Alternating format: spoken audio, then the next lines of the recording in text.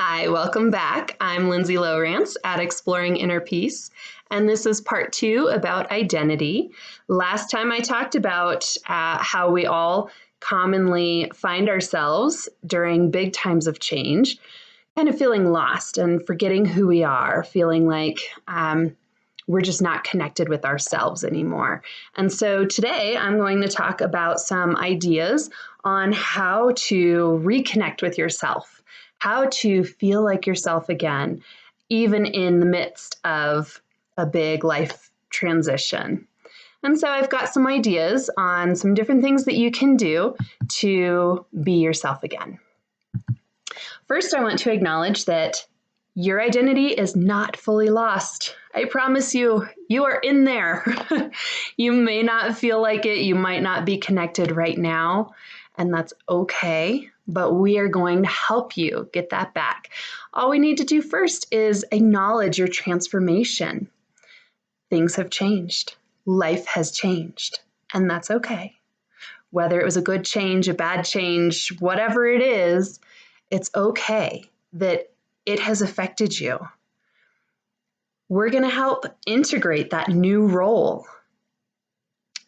We're going to embrace that piece of who you are now and who you were before, those different parts of you. Let's bring those to the surface too, so that together, it all feels authentic. It feels genuine, like you, the new you, but also parts of the old you. And one of the ways that we do this is by reconnecting with your hobbies. Whatever you used to be into, whether it was something crafty or artsy, socializing with friends, being out in nature, whatever it might have been, that piece of you needs to come back out at least a little bit, even if it's so hard to find the time for you, even in the midst of all of this. You need to do your best to set aside a little bit of space and time for yourself to try and reconnect with however you can. And it might involve getting creative with your resources or with your timing, and that's okay. One of the ideas is being able to reconnect with your friends. Have time with them, whether it's in person, like you set together a coffee date, or you get together with a play date, or even just on the phone. You don't have to put your new role aside to reconnect with your friends. You just need to make it a priority to be able to do this at least every once in a while, so that you can be reminded of who you are and this person outside of your new role. And, your friends love you for who you are, and they should be able to help bring out your best self, or at least just be there for you. And that will help you get in tune with yourself again.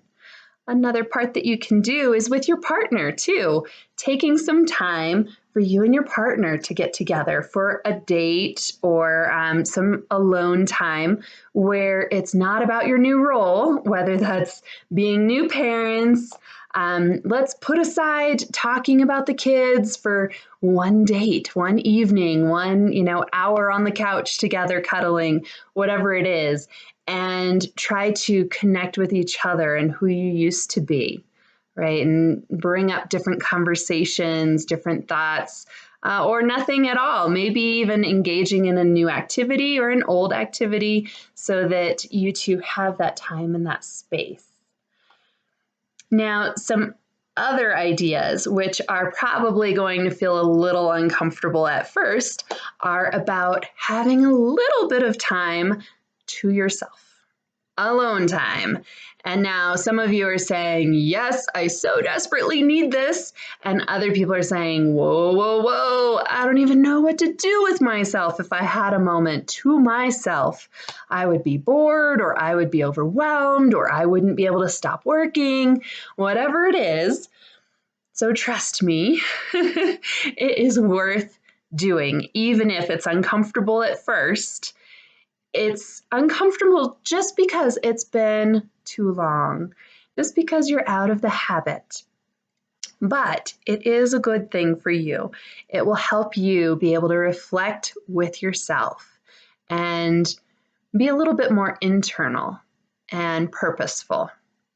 And so some ideas on alone time could be quietly enjoying a cup of tea or coffee just by yourself, or out in nature, or at a coffee shop, whatever it might be. Could be taking a hot bath, having those moments alone, something relaxing and soothing. Could be reading a book or meditating. Even just having moments of silence where you can just think, just reflect on all the thoughts of all the things that come to your mind. That's okay. That is you getting in tune with yourself and hearing your own wants and needs and thoughts. And so this is a good thing, even if it's uncomfortable, even if it feels like you've got a lot of stuff going on in your mind. You need some time to digest it. And you can't do that if you constantly are distracted or focusing on other things or have so much bombarding you. So having that little bit of quiet space is so healthy and so worth it, even if you get bored, even if you feel a little uncomfortable with it at first. A couple other ideas are exercise, get in the zone, go running, go walking, whatever you might like to do, and get the endorphins going and just enjoy being in your body, being present. Another one is a dance party. Now you can do this by yourself, but it could also even be, fun with your kids or your partner.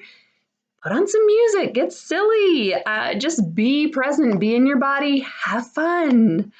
And a last idea that I'm going to mention today, and this is no means, the end of the list, but one more thing that we often do is when we go through a big life change, we transform our appearance even. Let's take, for instance, the new mother. Being a new mom, you just don't have time for yourself. You don't have time to do your hair, do your makeup, dress in jeans. You got to be comfortable in your new role. You have to, maybe wear some sweats, or you don't have time to shower or things like that, where you just have kind of shifted everything because the focus has been on something else, right? And so taking a day or an evening or whatever it might be, every once in a while, doesn't have to be all the time, to dress the way that you like to dress, to, put on the makeup if that's what you like to do your hair, to wear jeans, to wear high heels, whatever it is that makes you feel good and feel like yourself. It is so worth it to do. And that's a simple thing that you can do starting right now. So I hope that this talk helps get you reconnected with yourself, gives you some ideas on how you can get in tune with yourself again.